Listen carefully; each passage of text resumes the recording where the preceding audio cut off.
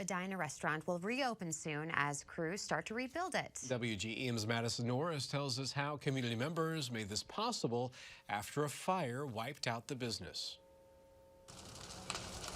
Everybody was just so sad and in shock because, like I said, the Blue Room's been part of our community for forever. Just 3 months ago, the Blue Room restaurant and bar in Edina, Missouri was a total loss after a fire swept through the building. Community members like Pam Doss say losing the Blue Room was like losing a family member. Every time you go in to eat, you always run into somebody you know, and you stop and visit, and it's not just a meal, but it's also visiting with neighbors, it's visiting, with coworkers, just people you see every day.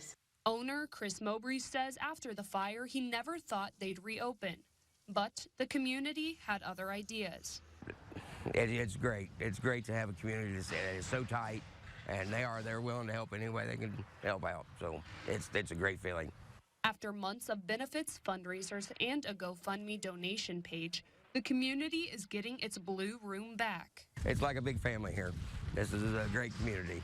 Mowbray says the community raised more than $10,000 to help displaced employees and to pay for the work. He says the goal of the rebuild isn't to start from scratch or really change much.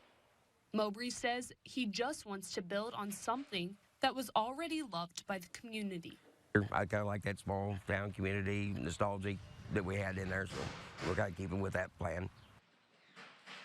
And Mowbray says the outer shell of the building is almost complete and interior work will begin soon after all of that is done. He says he does plan to reopen the Blue Room near the beginning of June, just in time for what he hopes is a summer rush.